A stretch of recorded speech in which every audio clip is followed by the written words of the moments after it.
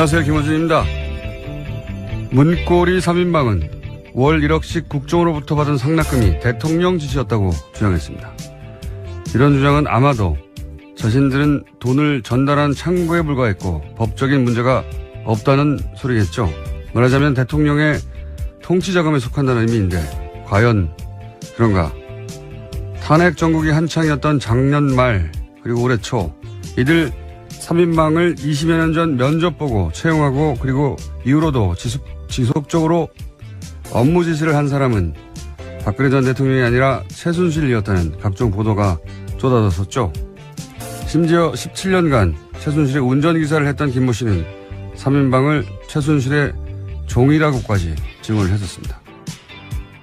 만약 40억에 이르는 국정원 특수활동비의 사용 권한을 최순실이 가지고 있었다면 그래서 그 국정원 공작비가 국가안보가 아닌 대통령 의사가 물론 각종 미용 시술에 사용됐다면 국민 입장에서 상상만 해도 수치스러운 가정입니다만 검찰은 이 대목을 반드시 수사에 밝혀내야 한다.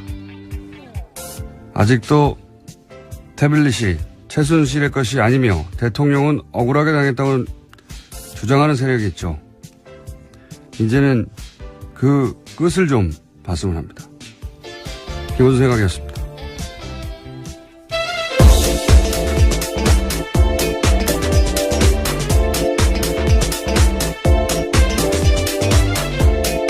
시사인의 김은지입니다. 두 사람이 구속됐죠? 네, 오늘 새벽에 구속됐는데요. 서울중앙지법 권순호 영장전담 부장판사는 죄를 범했다고 의심할 만한 상당한 이유가 있고 증거인멸에 염려가 있다라면서 영장 발부의 이유를 설명했습니다. 안봉근이지만 이렇게 해서 3인방 모두가 지금 수감된 상태인 건데 아직도 태블릿이 최순실 것 아니다. 대통령은 사익을 추구한 적이 없다. 이런 얘기를 하신 분들이 있죠. 왜냐하면 박근혜 전 대통령도 아직도 그렇게 주장하고 있기 때문에요. 네. 3차 담화에서도 사실은 핵심 메시지가 그거였어요. 잠시 다시 들어보시겠습니다. 오로지 국가와 국민을 위하는 마음으로 모든 노력을 다해왔습니다. 단 한순간도 저의 사익을 추구하지 않았고 작은 사심도 품지 않고 살아왔습니다. 미용시술은 국익이 아니에요. 네, 국익이 아닌데 사실 이 3인방에 대해서 작년 말 올해 초 그러니까 우리나라 언론이 언론 역사상 이렇게 활발하게 탐사 보도를 한 적이 과연 있을까 싶을 정도로 국내에 존재하는 모든 레벨의 미디어들이 사실은 최순실의 과거, 최태민 씨 또는 3인방의 과거에 대해서 추적 보도를 했었고 그때 굉장히 많은 보도가 쏟아져 있었어요. 네, 그렇죠. 그때 잠시 되짚어 보면 일단 98년 대구 달성에서 보궐선거로 박근혜 전 대통령이 처음으로 정치권에 등장했단 말이죠. 그리고 그 당시 달성 지구당의 초모 과장이 안봉근 비서관이었어요. 관련해서 올해 초였던 걸로 1월이었던 걸로 기억하는데 JTBC의 그 스포트라이트에서 이 3인방을 추정한 적이 있습니다. 그때 그 출연했던 사람 중에 한나라당의 달성지구에 관계자가 나와서 그리고 또 박근혜 의원실에서 일하다가 1년 만에 관둔 전직 보좌관이 나와서 뭐라고 증언을 했냐면 면접은 최순실 씨가 봤다. 그런 얘기를 했었고요. 박근혜 전 대통령이 본 게 아니죠. 예, 그리고 또 다른 방송에서 기억이 안 나네요. 하여튼 또 다른 방송에서 이재만 전 비서관 구속된 추천한 사람은 나성린 전 새누리당 의원이고 당시 나 의원도 면접은 박근혜 전 대통령이 본 게 아니다. 최순실 정윤회 언급했었고 그때 1년 일하고 관뒀다고 증언한 그 비서관 후임으로 온 사람이 이재만 비서관, 안봉근 이재만 비서관이군요. 예, 헷갈립니다. 어쨌든 네. 그러하고 안봉근 전 비서관에 대해서는 그 사람들이 또 뭐라고 그랬냐면 정윤회 씨의 비서처럼 역할을, 박근혜 전 대통령의 비서가 아니라 정윤회 씨의 비서처럼 역할을 했다. 그리고 이제 의원회관에서 회의를 의원이니까 해야 되는데 그게 아니라 강남 안가에서 최순실 정윤회 부부가 업무 지시를 했다. 뭐 이런 얘기. 네, 소위 삼성동 팀이라고 해서 여의도에서는 꽤 유명했었습니다. 이런 증언은 사실 여러 매체에서 여러 사람의 입을 통해서 나왔었어요. 예. 그리고 최순실 씨 17년 운전기사 했던 김모 씨, 이분이 가장 구체적인 이야기를 했었는데, 세계일보 이런 걸로 기억합니다. 예, 그렇죠. 예. 뭐라고 그랬냐면, 이제, 안가는 신사동에 있는 S빌딩, 예, 한국문화재단, 예, 거기서, 최순실 정윤회 부부가 사실상 업무 지시를 다 했고, 그리고 아주 구체적인 이런 얘기를 했어요. 예. 3인방에 대해서는 어떻게 표현했냐면, 그 사람들은 대통령의 사람이 아니다. 예, 대통령의 사람이 아니고, 이때는 박근혜 전 대통령이 아직 탄핵되기 전입니다. 대통령의 사람, 그게, 대통령이, 물론, 직무정지 상태였긴 했지만, 아직 탄핵되기 전의 상태에서 나온 진술이었는데, 증언이었는데, 3인방은 순실이의 사람이라고 표현했어요. 순실이가 뽑았고, 순실이의 사람이고, 순실이의 적이라고 보면 된다. 그래서 박근혜 의원 위에 정윤회 실장이 있고 정윤회 실장 위에 최순실이 있다. 그 얘기를 17년간 운전기사 했던 분이 했죠. 예, 구체적으로. 그래서 저는 어떻게 생각이 드냐면 그 관계는 대통령이 취임한 이후에도 계속 유지된단 말이죠. 3인방이 이제 돈의 용처를 모른다고 말하잖아요. 예. 저는 세세한 용처는 몰랐을 수는 있다고 봅니다. 그런데 3인방이 이렇게 국정원이라고 하는 기관으로부터 별도로 매달 1억씩 받는 걸 최순실 씨가 몰랐다고는 저는 생각하기 힘들다.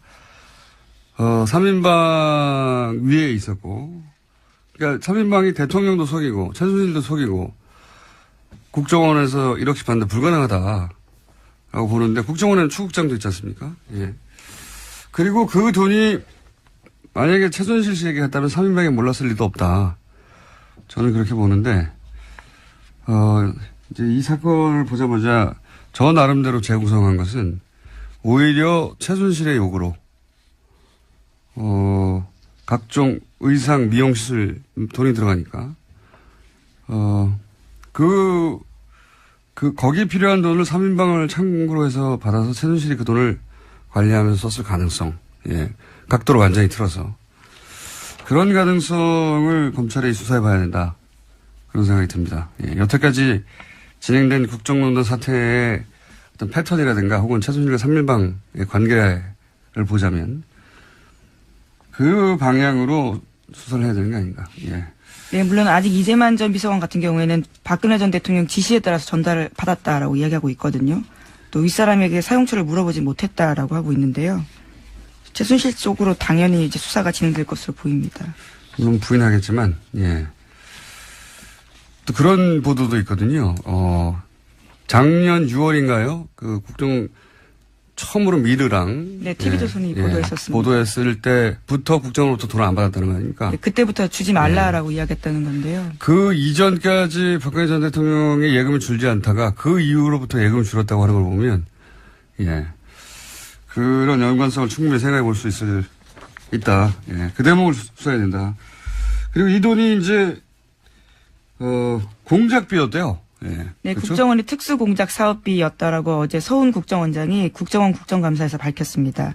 그러니까 특수공작 사업비에는 대북 공작과 해외 공작 활동, 대테러 비용 같은 것들이 되어 있는데요. 예산 편성의 취지와 전혀 다른 정도로 쓴 거라고 합니다.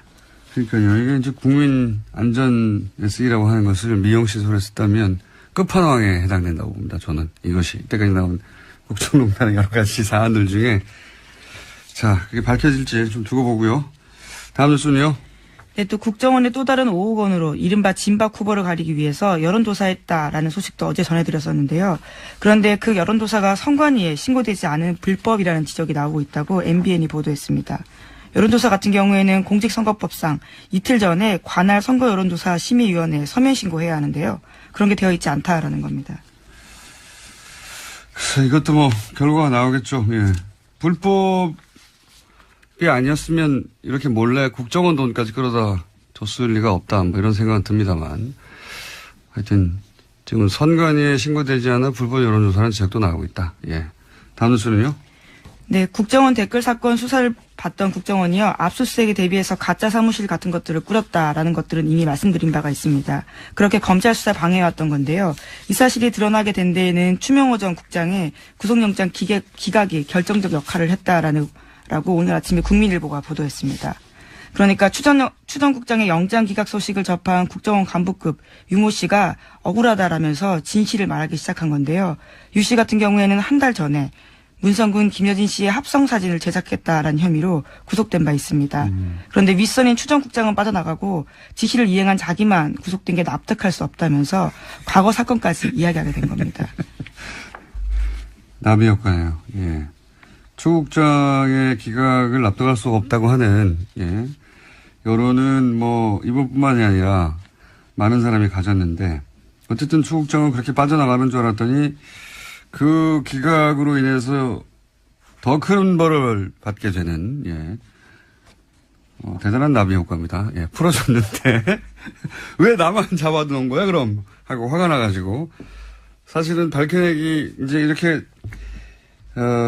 자백하지 않았으면 밝혀낼 수 없는 사안인데. 예, 그렇죠. 꽁꽁 숨겨놨던 사실인데요. 네. 4년 전에 댓글 수사팀의 압수수색 때 벌어졌던 사기극에 대해서 이야기하겠다라고 이야기한 겁니다. 이게 밝혀질지 몰랐을 거예요, 국정원에서도. 이걸 이제 억울해서 얘기했더니 나비 효과로 추 국장도 사실은 이제 구속영장이 발부될 가능성이 대단히 높아졌고 더 큰 죄로 더 죄가 커져서 그리고 검찰 간부 3명이 동시에 구속영장이 또 발부가 된 거죠. 예. 네, 아직 발부되지는 않았고 이제 영장이 청구가 돼서 됐죠. 예, 네. 영장 실질 심사를 받게 됩니다. 발부될 가능성이 대단히 높다고 봅니다. 이것은 예. 사안이 너무 명백해가지고 대단한 나비 효과입니다. 자, 영장을 기각했던 당시 영장 전담 판사에게 저희가 화냈던 것 사과드리고요. 감사드리는 바입니다. 다음 뉴스는요? 네, 또 박근혜 정부 당시 화이트리스트 작성과 지원과 관련해서요. 삼성 미래전략실이 주도적인 역할을 했다라고 이뉴스투데이가 보도했습니다. 관련한 자료들을 입수했다라는 건데요. 허현준 전 청와대 행정관이 정경련의 가장 큰 영향력을 행사해온 삼성과 밀접한 관계를 맺으면서 화이트리스트 특별관리했다라는 겁니다. 아, 참. 평상시 같았으면 이런 뉴스 하나만으로도 예, 포털을 뒤덮어야 되는 거예요. 이게 그러니까 청와대에서 화이트리스트를 관리하는데 그 직접적인 돈의 집행은 삼성의 미래 전략실이 주도하고 관리했다는 거 아닙니까? 예. 삼성이 무슨 국가기관도 아닌데 국정 운영하셨어요. 예. 네, 굉장히 구체적인 진술까지 나오는데요. 기사에 따르면 정경련 한 관계자의 멘트가 있습니다. 김한표 전 삼성 미래전략실 전무가 특정 단체를 지목해서 얼마 지원하라 이렇게 지시하면 삼성의 명령인이 어쩔 수 없이 따르는 형식이었다라는 겁니다. 삼성의 미전실, 최순실 말사준과 관련해서 예, 책임이 그 책임 때문에 지금 구속되어 있는 예. 그 미전실에서 화이트리스트를 집행할 때 집행 책임자였다. 뭐 이런 의미의 기사고 사실은 대단히 굉장한 뉴스인데 포털에서는 보기 힘듭니다. 현재. 예. 이뉴스투데이의 단독이고 굉장히 큰 단독이거든요. 청와대는 최순실이 운영했고 예. 국정원 삼성이 운영했다. 이렇게 표현할 수 있을 정도로 청와대가 화이트리스트를 만들고 정치적으로 그런 활동을 해왔다는 건 뭐 여러 차례 보도됐는데 그 자금의 집행을 삼성의 미전실이 주도했다는 거는 처음 나온 얘기거든요. 예. 네, 또 미전실 관계자 그러니까 미전실 그 전무 같은 경우에는요. 이 정경련 관계자의 멘트에 따르면 청와대를 등에 업고 실질적 그림을 그리면서 실무에까지 관여했다라면서 보수단체는 물론이고 특정 대학생 단체까지 지정해줬다라고 합니다. 삼성 미전실에서 여기 돈 주라 하는 걸 주도했다는 거잖아요. 예. 참네. 이 뉴스는 매우 중요한 뉴스라 포털에서는 찾기 힘드실 텐데 저희가 굳이 찾아서 알려드립니다. 알려드리고 앞으로도 계속 이 뉴스는 저희가 팔로우를 하겠습니다. 다음은요? 네, 어제 방송문화진흥회에서 고용주 이사장에 대한 불신임안이 가결됐습니다. 박문진은 MBC 최대 주주인데요. 이에 따라서 김장겸 MBC 사장의 해임안 처리도 초읽기에 들어갔습니다. 박문진은 김장겸 사장에 대한 해임안도 오는 8일 정도에 임시 이사회를 열어서 처리하기로 했습니다. 고용주 이사장은 뭐 문재인 빨갱이를 외치던 분이죠. 예. 지금 그걸로 재판받고 있는 중입니다. 뭐 그렇게 생각하는 사람이 세상에 있을 수는 있습니다. 예. 저를 사람이 아니라 바야바로 본다든가 사스카치, 예. 추바카 이렇게 생각하는 사람도 있을 수 있죠. 근데 그렇게까지 굴절된 세계관을 가진 사람이 공영방송을 책임지는 수장이 되면 안 되는 거죠. 박문진. MBC의 최대 주주죠, 박문진. 사실 박문진의 수장이 대통령이 아니라 사장을, 네. MBC 사장을 좌지우지할 수 있으니까요. 네. 지금 드디어 이제 불신임안이 가결됐다. 네, MBC 노조가 지금 파업하고 있는 중인데 그에도 아주 큰 영향을 미칠 것으로 보입니다. 그러니까요. 그런 분은 있을 수 있는데 그런 분이 공영방송을 책임지는 박문진 수장이 돼서는 안 되는데 간단한 얘기 아닙니까? 이때까지는 근데 그래왔다. 예, 이제 해결의 길이 보이네요. 그 다음은요? 네, 바야바라고 말씀하시니까 생각나는 뉴스가 있는데요. 네, 내일 SBS 김어준의 블랙하우스에서 유병원 전 세모그룹 회장의 장남 유대균 씨를 최초 인터뷰에서 내보낸다라고 합니다. 네. 네, 두 분의 같이 서 있는 모습들이 이미 화면에 나오던데요. 굉장히 놀라운 케미를 자랑하시더라고요. 네, 형제라는 얘기도 듣고 있습니다. 직접 보시면 사이즈가 완연히 달라요. 뼈 없는 치킨 주문해서 같이 드셨나요? 아, 그때 이호 뉴스는, 예, 뉴스성이 있기 때문에 제가 소개해드리면, 내일 밤 11시에 하는 블랙하우스 제가 진행하게 됩니다. 너무 대놓고 네. 이렇게 홍보하시면 어떡하십니까? 예, TBS 사장님 절 자르십시오. 네. 근데 뉴스성이 있는 대목이 뭐가 있냐면, 자세한 내용은 그 방송 이후에 제가 뉴스공장에서 월요일 날 뒷이야기, 방송에 담기지 않은 이야기 하겠지만, 지금 방금 물어보니까 말씀드리겠는데, 그때 유병원 씨와 장남 유대균 씨를 체포할 때 이런 뉴스가 쏟아졌어요. 그 남녀 관계가 어떻다부터 시작해가지고. 네, 그래서 굉장히 가십성 뉴스가 집중됐습니다. 예, 뼈 없는 치킨을 소심한 목소리로 주문했다라는 게 채널A의 그 유명한 단독 보도였습니다. 근데 이게 이제, 물론 제가 물어봤어요. 그것도. 가서 물어봤는데, 이리저리 다 파악해 보니, 결론적으로 말씀드리면, 논두렁 시계와 같은 거였어요. 기본적으로.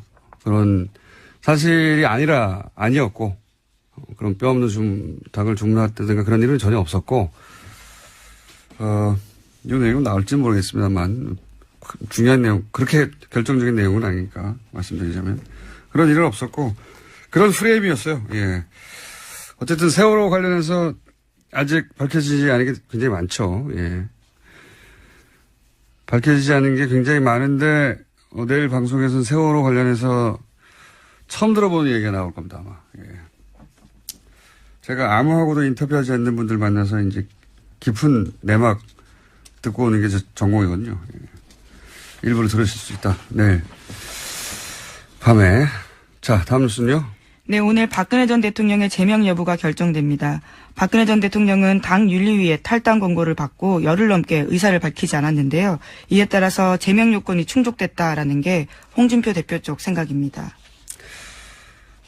대단한 일이 벌어질 것처럼 막 떠들어대는데 결국 박근혜 전 대통령 사실상 정치적으로 사망한 박근혜 전 대통령 열흘이면 자동 제명되는 이거 하나 못해서 한국당이 이러고 있는 거예요. 예. 네, 심지어 서청원 최경환 의원 같은 경우에는 징계하겠다라고 했었는데요. 이 또한 미뤄두겠다라는 겁니다.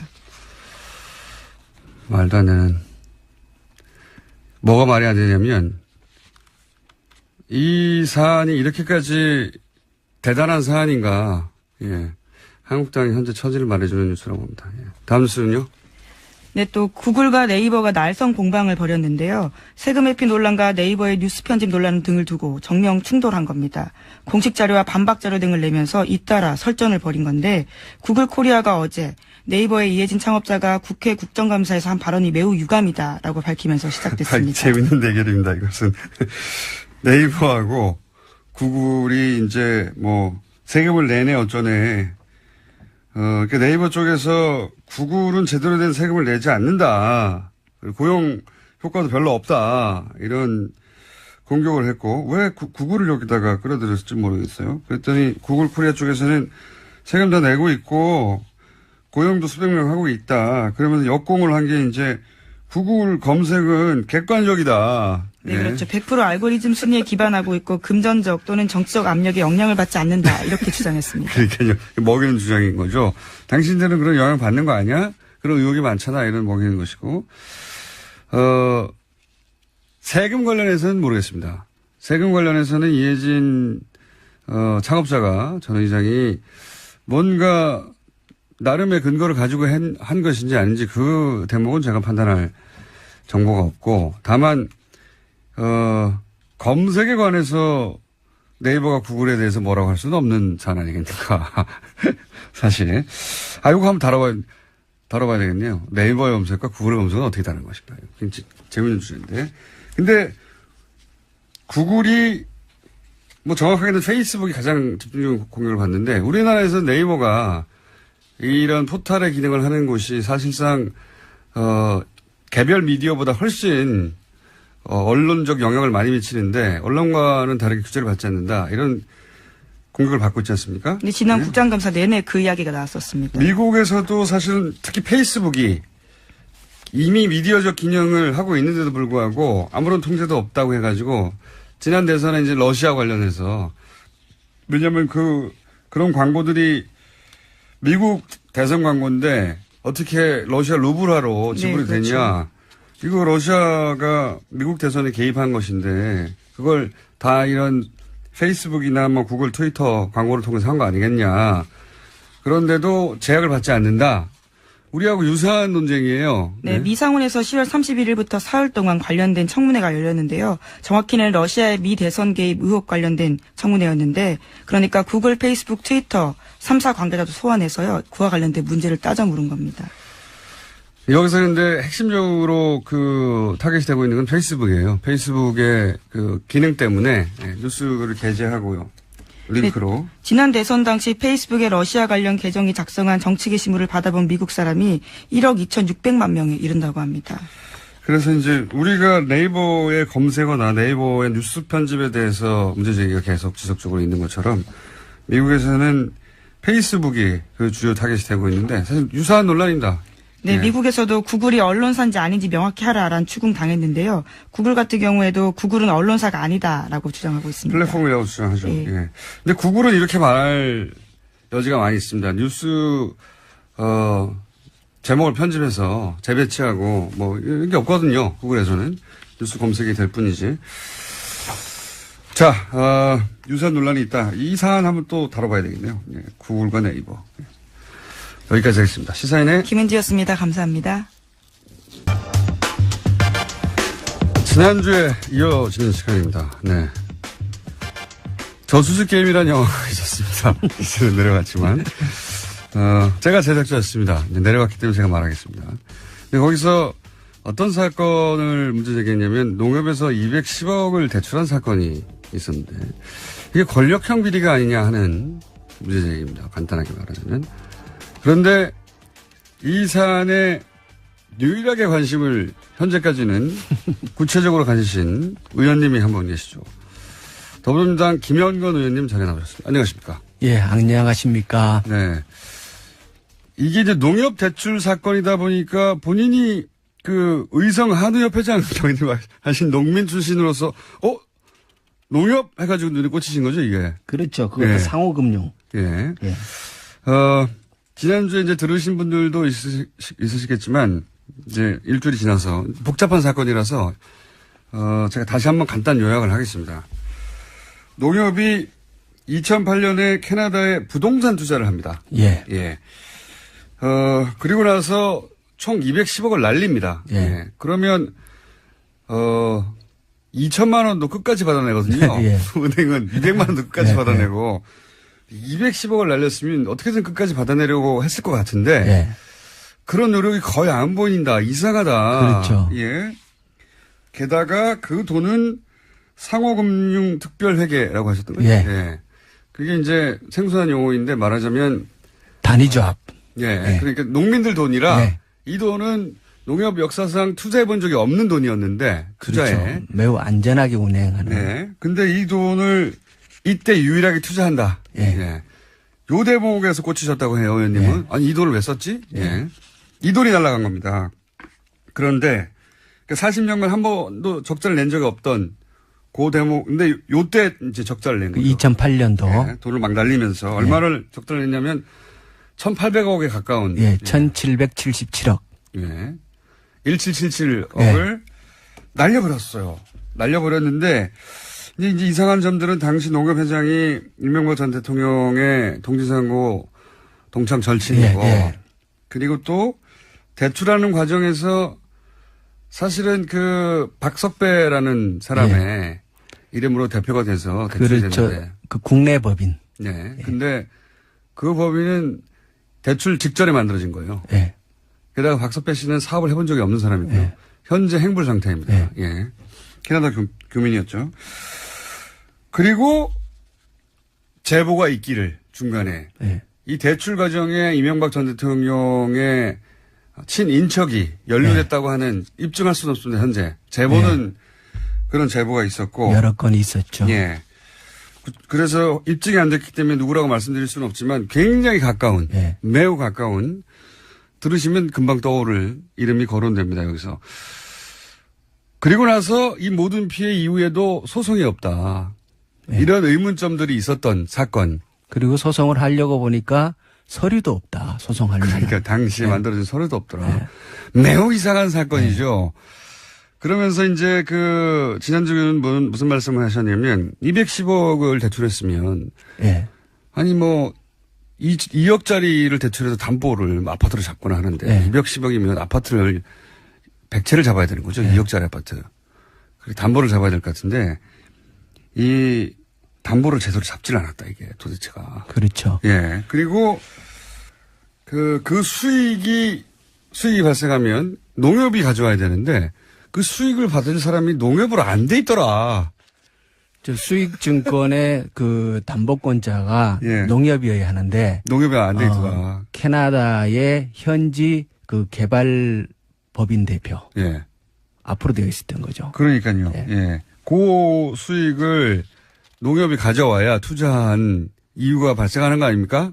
수익을 얻으려고 한 건데 그 개발 수익은 농협이 아니라 이런 제가 일을 하고 주시는 거 돈을 가져가는 거죠.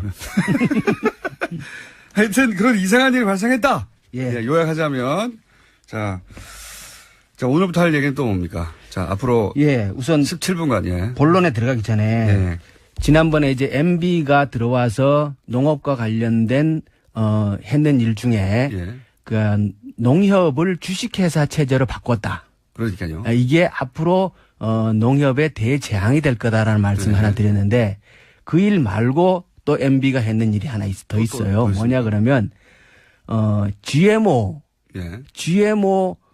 식용 GMO를 본격적으로 수입하기 유전자 변형을 수입하기 시작한 게 MB입니다. 그 이전에는 식용 GMO 곡물을 우리나라가 수입한 적이 없어요.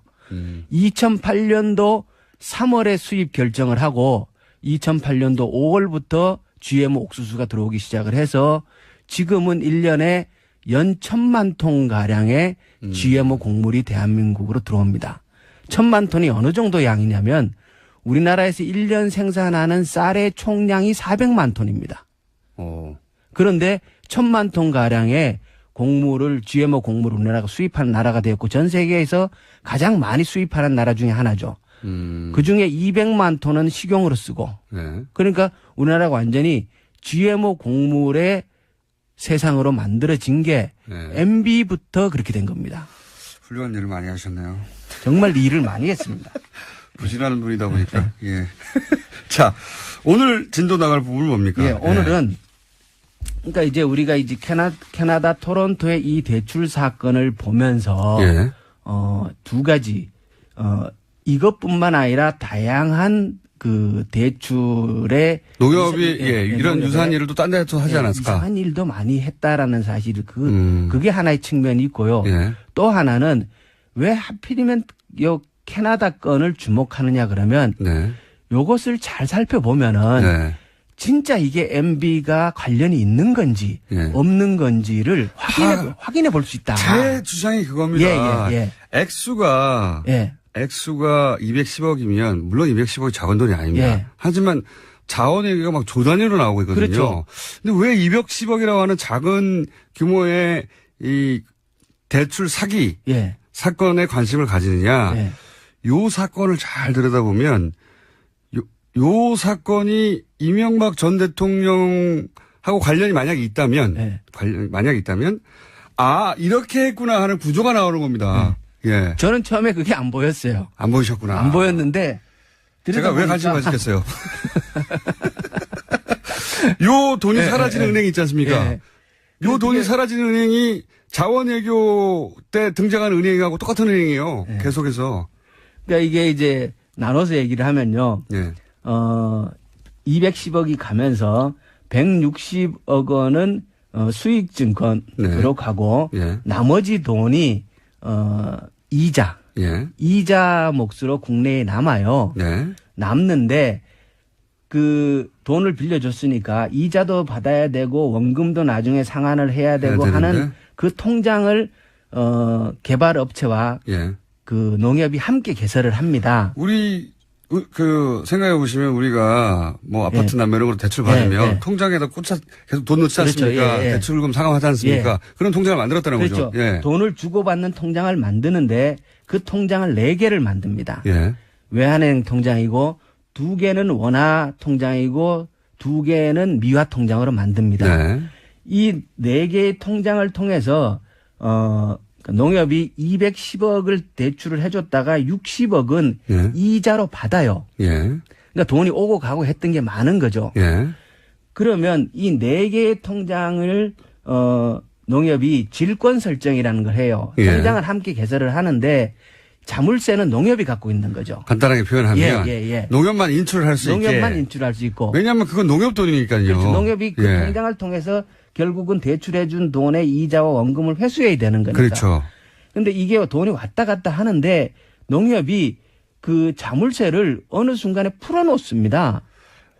이 영화에서도 다루는데 엄청나게 이상한 일입니다. 근데 제가 알아보니까 그건 있을 수 없는 일이라 그래요. 당연하죠.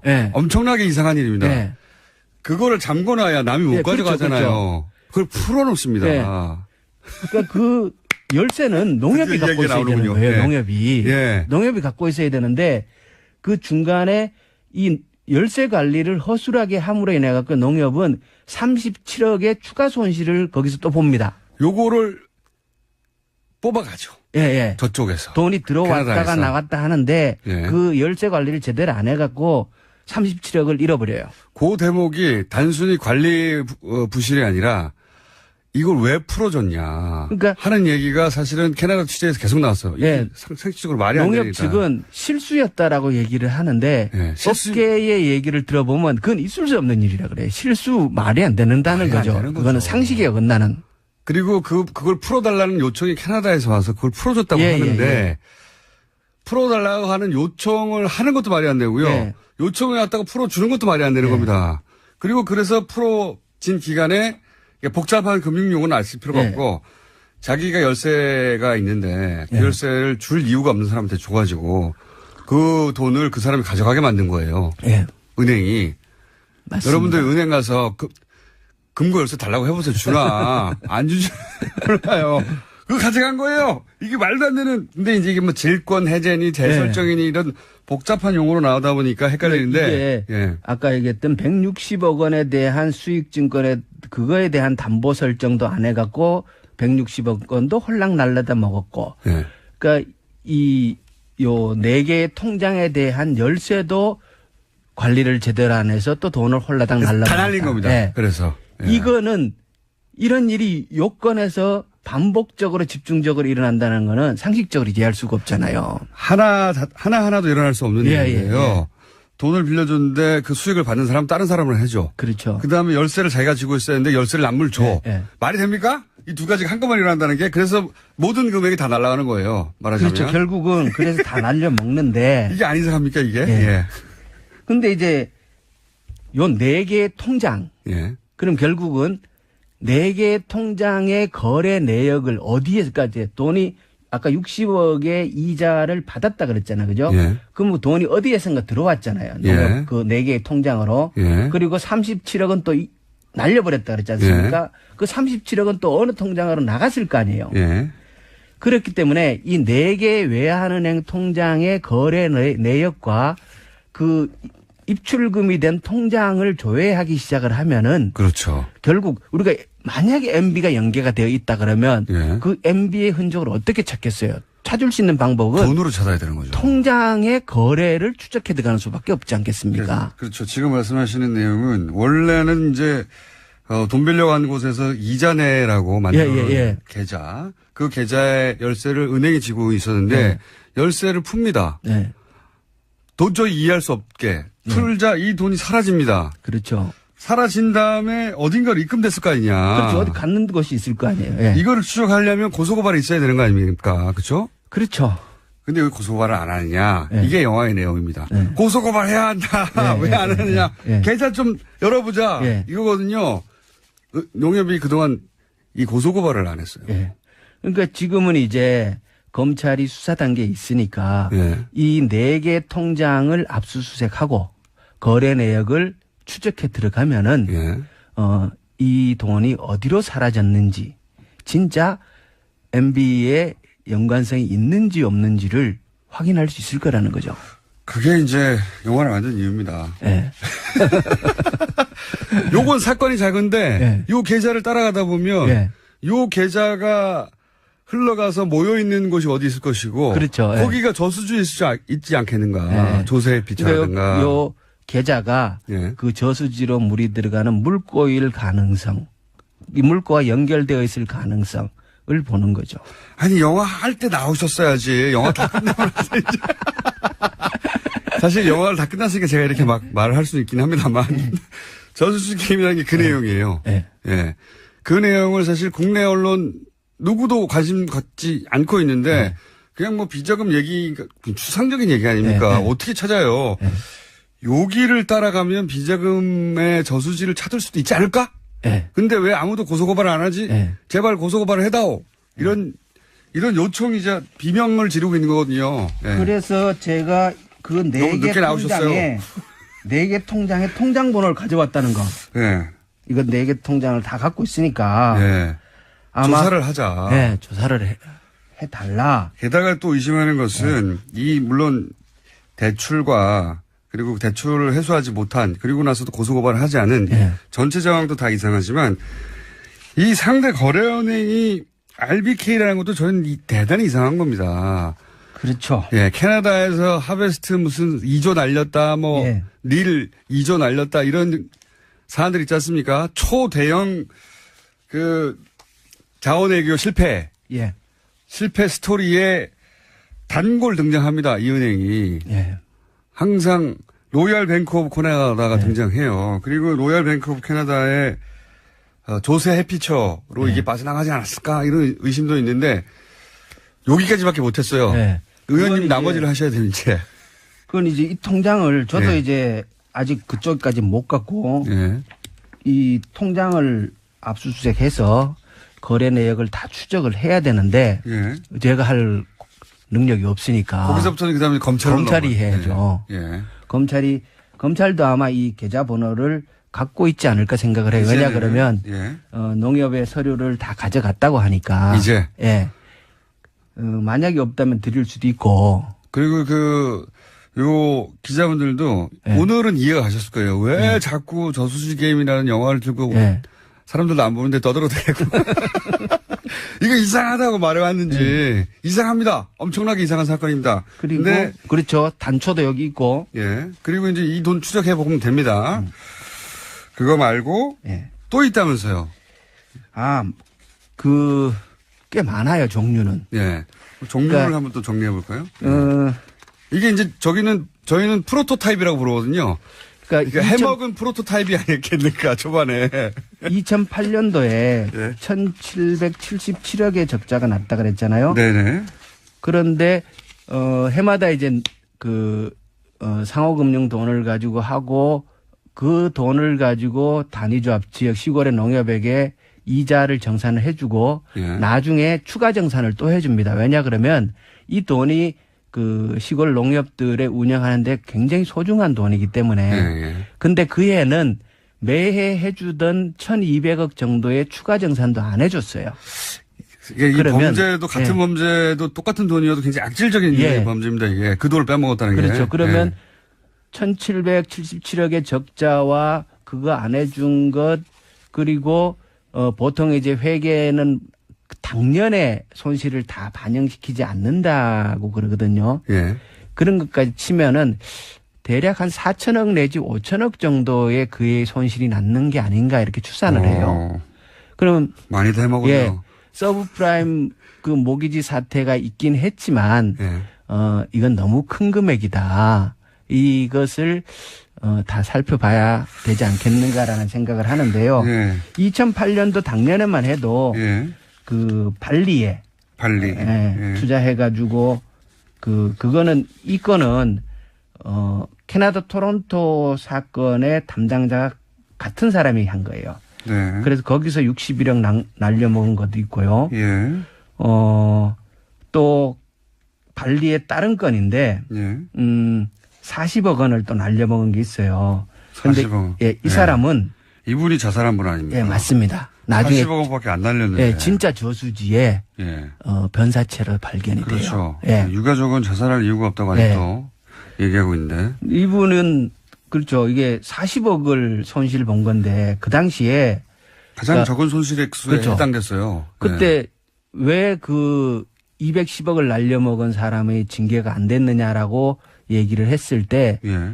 뭐 그 당시 그때 분위기상 흔히 손실이 발생했다. 예. 그래서 특별하게 징계를 서두르지 않았다. 뭐 이렇게 얘기를 했거든요. 그러면 40억밖에 40억은 왜 변사체로 발견되냐는 거예요. 그러니까요. 예. 그리고 그 텍사스 유전 개발에도 참여했고 예. 여기는 또 160억을 날려먹었고 이런 사례는 예. 굉장히 많아요. 100억대 이상이지 대부분. 이분은 가장 적은 액수에 해당되는데 손실액 중에 치자면 40억. 근데 이분이 자살했습니다. 네, 그래서 굉장히 의혹을 가지고 이 있습니다. 자살건도 좀 석연치 않은 구석이 있죠. 네, 있습니다. 근데 이게 이제 워낙 종류는 많고 근데 금융이라는 게 또 뭐 손실 보는 것도 다반사한 일이긴 하니까. 맞습니다. 예. 거기에 이 사건의 어려운 점이 있습니다. 예. 국내에서는 예. 투자 실패였어요. 예. 사안이. 캐나다에서는 분양 사기였어요. 예. 둘 사이에 아무런 연결고리가 안 보이는 겁니다. 예. 이 자세히 들여다보지 않으면. 그래서 이제 각각의 나라에서 각각의 방식으로 처리가 됐지 둘 사이에 어떤 권력형 비리의 냄새를 맡기는 굉장히 어려웠어요. 근데 이렇게 연결해 놓고 보니까 그 점을 이용했다. 네. 어차피 투자 실패라고 하고 뭐 투자는 실패할 수 있으니까 투자 실패라고 해버리면 많은 실패 중에 하나를 묻혀갈 것이다. 그렇죠. 누군가가 기획했다면 그런 네, 생각을 한 게 네. 아니겠는가. 워낙 이게 이제 많이 일어나는 일 중에 하나로 묻힐 가능성도 있고 그 중에 어느 게 진짜고 어느 게 그냥 일반적으로 일어나는 일인지를 구별하기가 쉽지 않아요. 그러니까요. 어느 게 기획이고 어느 게 실제로 투자 실패인지. 네. 근데 요거는 기획의 냄새가 엄청나게 난다는 겁니다. 그렇죠. 아까 그 뭡니까 160억 원에 대한 담보 설정 안 한 것과 37억을 열세를 넘겨줘서 잃어버리 있을 수 없는 일이라는 거죠. 이거는 금융기관에 있는 분들 얘기를 들어보면 말도 안 되는 곱하기 말도 안 되는 걸 2번 연속으로 해놨다고. 번개 한 6번 정도 연속으로 맞은 거야. 말도 안 되는 소리라고 하는데 그게 일어났는데 하필이면 여기에 이명박 전 대통령 이름이 거론되고 주변에서 그리고 하필이면 자원외교에서 날려먹은 은행이 등장하고 그리고 누군가 한 사람도 자살을 하고 이상한 구성 요소를 다 갖췄다는 겁니다. 그래서 지금이라도 그 4개의 통장을 압수수색해야 된다. 이 얘기를 다시 한번 강조를 드리고. 그리고 요거는 또 한 번 더 하겠다. 여기 또 이야기가 더 있습니다. 네. 지금까지 김현건 의원이었습니다. 다음 주에 뵙겠습니다. 감사합니다. 예, 고맙습니다. 과거. 최태민 씨 또는 3인방의 과거에 대해서 추적 보도를 했었고 그때 굉장히 많은 보도가 쏟아져 있었어요. 네, 그렇죠. 그때 잠시 되짚어 보면 일단 98년 대구 달성에서 보궐선거로 박근혜 전 대통령이 처음으로 정치권에 등장을 했단 말이죠. 그리고 그 당시 달성 지구당의 초무 과장이 안봉건 비서관이었어요. 관련해서 올해 초였던 걸로 1월이었던 걸로 기억하는데 JTBC의 그 스포트라이트에서 이 3인방을 추적한 적이 있습니다. 그때 그 출연했던 사람 중에 한나라당의 달성지구에 관계자가 나와서 그리고 또 박근혜 의원실에서 일하다가 1년 만에 관둔 전직 보좌관이 나와서 뭐라고 증언을 했냐면 면접은 최순실 씨가 봤다. 그런 얘기를 했었고요. 박근혜 전 대통령이 본 게 아니죠. 예, 그리고 또 다른 방송에서 기억이 안 나네요. 하여튼 또 다른 방송에서 이재만 전 비서관 구속된 추천한 사람은 나성린 전 새누리당 의원이고 당시 나 의원도 면접은 박근혜 전 대통령이 본 게 아니다. 최순실 정윤회 언급했었고 그때 1년 일하고 관뒀다고 증언한 그 비서관 후임으로 온 사람이 이재만 비서관 안봉근 이재만 비서관이군요. 예, 헷갈립니다. 어쨌든 네. 그러하고 안봉근 전 비서관에 대해서는 그 사람들이 또 뭐라고 그랬냐면 정윤회 씨의 비서처럼 역할을 박근혜 전 대통령의 비서가 아니라 정윤회 씨의 비서처럼 역할을 했다. 그리고 이제 의원회관에서 회의를 의원이니까 해야 되는데 그게 아니라 강남 안가에서 최순실 정윤회 부부가 업무 지시를 했다. 뭐 이런 얘기. 네, 소위 삼성동 팀이라고 해서 여의도에서는 꽤 유명했었습니다. 이런 증언은 사실 여러 매체에서 여러 사람의 입을 통해서 나왔었어요. 예. 그리고 최순실 씨 17년 운전기사 했던 김모 씨. 이분이 가장 구체적인 이야기를 했었는데 세계일보 이런 걸로 기억합니다. 예, 그렇죠. 예. 뭐라고 그랬냐면 이제 안가는 신사동에 있는 S빌딩 한국문화재단 거기서 최순실 정윤회 부부가 사실상 업무 지시를 다 했고 그리고 아주 구체적인 이런 얘기를 했어요. 예. 3인방에 대해서는 어떻게 표현했냐면 그 사람들은 대통령의 사람이 아니다. 예, 대통령의 사람이 아니고 이때는 박근혜 전 대통령이 아직 탄핵되기 전입니다. 대통령의 사람 그게 대통령이 물론 그 직무정지 상태였긴 했지만 아직 탄핵되기 전의 상태에서 나온 진술이었는데 증언이었는데 3인방은 순실이의 사람이라고 표현했어요. 순실이가 뽑았고 순실이의 사람이고 순실이의 족이라고. 여론조사 같은 경우에는 공직선거법상 이틀 전에 관할 선거 여론조사 심의위원회에 서면 신고해야 하는데요. 그런 게 되어 있지 않다라는 겁니다.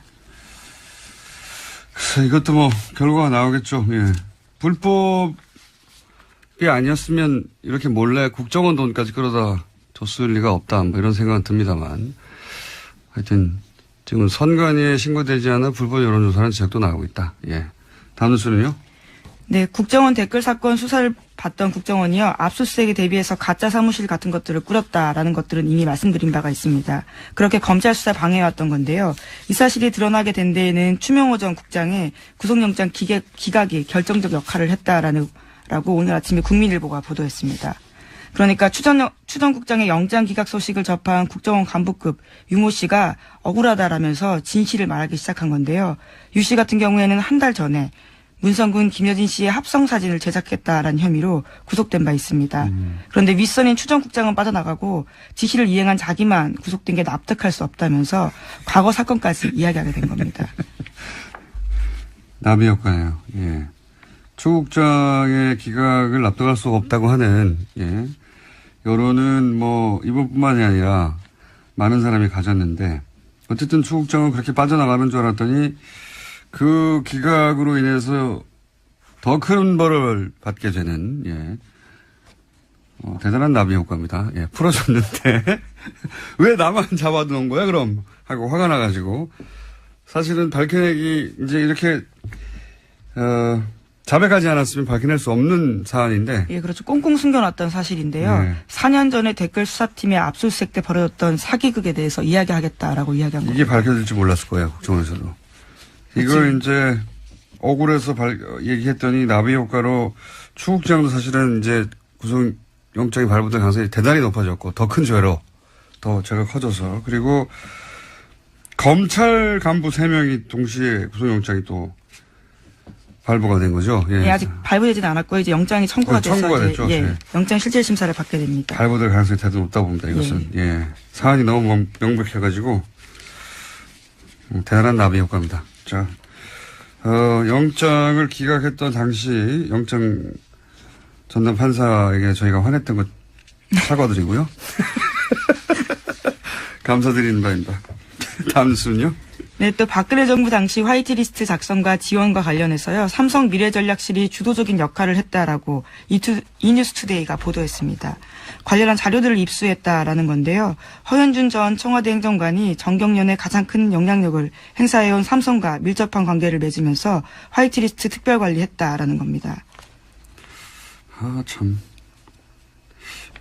평상시 같았으면 이런 뉴스 하나만으로도 포탈을 뒤덮어야 되는 거예요. 이게 그러니까 청와대에서 화이트리스트를 관리하는데 그 직접적인 돈이라고 보면 된다.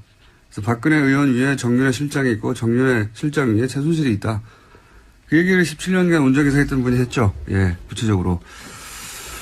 그래서 저는 어떻게 생각이 드냐면 그 관계는 대통령이 취임한 이후에도 계속 유지된단 말이죠.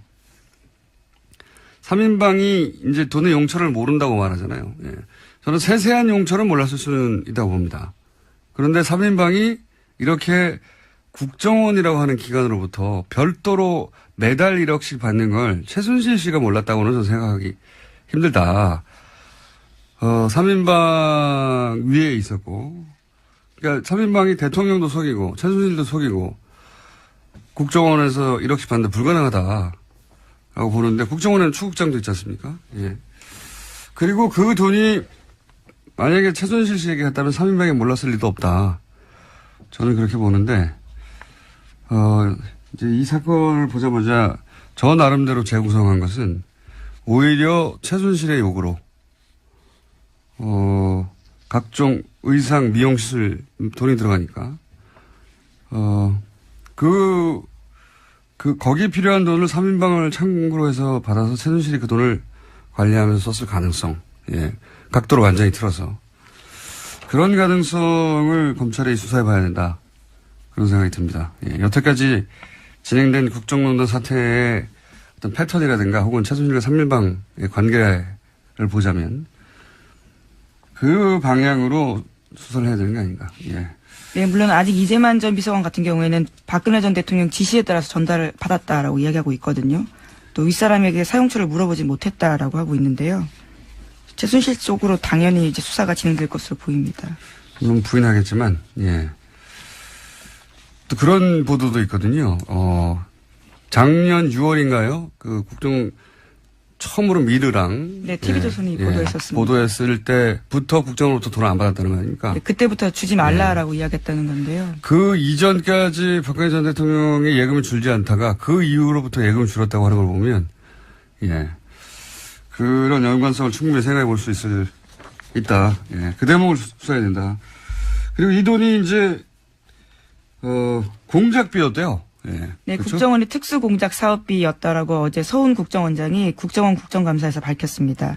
그러니까 특수공작 사업비에는 대북 공작과 해외 공작 활동, 대테러 비용 같은 것들이 되어 있는데요. 예산 편성의 취지와 전혀 다른 정도로 쓴 거라고 합니다. 그러니까요. 이게 이제 국민 안전에 쓰이라고 하는 것을 미용시설에 썼다면 끝판왕에 해당된다고 봅니다. 저는 이것이 이때까지 나온 국정농단의 여러 가지 사안들 중에 자, 그게 밝혀질지 좀 두고 보고요.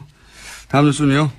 네, 또 국정원의 또 다른 5억 원으로 이른바 진박 후보를 가리기 위해서 여론조사했다라는 소식도 어제 전해드렸었는데요. 그런데 그 여론조사가 선관위에 신고되지 않은 불법이라는 지적이 나오고 있다고 MBN이 보도했습니다.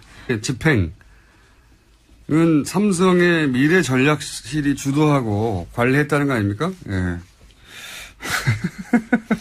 삼성이 무슨 국가기관도 아닌데 국정 운영하셨어요. 예. 네, 굉장히 구체적인 진술까지 나오는데요. 기사에 따르면 정경련 한 관계자의 멘트가 있습니다. 김한표 전 삼성미래전략실 전무가 특정 단체를 지목해서 얼마 지원하라 이렇게 지시하면 삼성의 명령인이 어쩔 수 없이 따르는 형식이었다라는 겁니다. 삼성의 미전실, 최순실 말사준과 관련해서 책임이 그 책임 때문에 지금 구속되어 있는 그 미전실에서 화이트리스트를 집행할 때 집행 책임자였다. 뭐 이런 의미의 기사고 사실은 대단히 굉장한 뉴스인데 포털에서는 보기 힘듭니다. 현재. 이 뉴스투데이의 단독이고 굉장히 큰 단독이거든요. 청와대는 최순실이 운영했고 국정원 삼성이 운영했다. 이렇게 표현할 수 있을 정도로 청와대가 화이트리스트를 만들고 정치적으로 그런 활동을 해왔다는 건 뭐 여러 차례 보도됐는데 그 자금의 집행을 삼성의 미전실이 주도했다는 거는 처음 나온 얘기거든요. 네, 또 미전실 관계자, 그러니까 미전실 그 전무 같은 경우에는요, 이 정경련 관계자의 멘트에 따르면 청와대를 등에 업고 실질적 그림을 그리면서 실무에까지 관여했다라면서 보수단체는 물론이고 특정 대학생 단체까지 지정해줬다라고 합니다. 삼성 미전실에서 여기 돈 주라 하는 걸 주도했다는 거잖아요.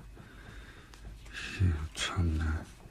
이 뉴스는 매우 중요한 뉴스라 포털에서는 찾기 힘드실 텐데 저희가 굳이 찾아서 알려드립니다. 알려드리고 앞으로도 계속 이 뉴스는 저희가 팔로우를 하겠습니다. 다음은요? 네, 어제 방송문화진흥회에서 고용주 이사장에 대한 불신임안이 가결됐습니다.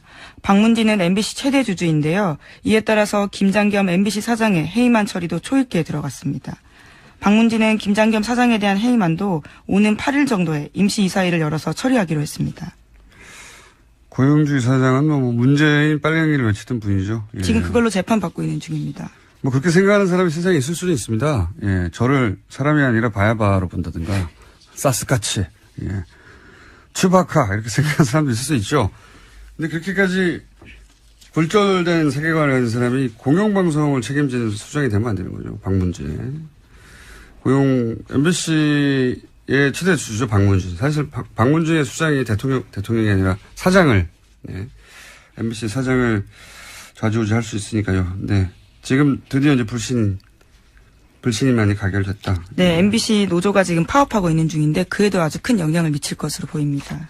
그러니까요. 그런 분은 있을 수 있는데 그런 분이 공영방송을 책임지는 박문진 수장이 돼서는 안 된다. 간단한 얘기 아닙니까? 이때까지는 근데 그래왔다. 이제 해결. 안녕하세요. 김호준입니다. 문고리 3인방은 월 1억씩 국정으로부터 받은 상납금이 대통령 지시였다고 주장했습니다. 이런 주장은 아마도 자신들은 돈을 전달한 창구에 불과했고 법적인 문제가 없다는 소리겠죠. 말하자면 대통령의 통치자금에 속한다는 의미인데 과연 그런가? 탄핵 정국이 한창이었던 작년 말 그리고 올해 초 이들 3인방을 20여 년 전 면접 보고 채용하고 그리고 이후로도 지속적으로 업무 지시를 한 사람은 박근혜 전 대통령이 아니라 최순실이었다는 각종 보도가 쏟아졌었죠. 심지어 17년간 최순실의 운전기사를 했던 김모 씨는 3인방을 최순실의 종이라고까지 증언을 했었습니다.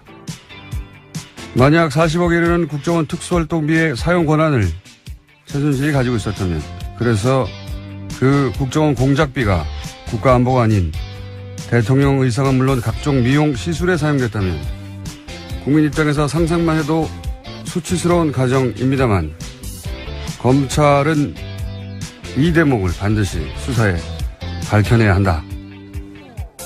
아직도 태블릿이 최순실의 것이 아니며 대통령은 억울하게 당했다고 주장하는 세력이 있죠. 이제는 그 끝을 좀 봤으면 합니다. 김호준 생각이었습니다.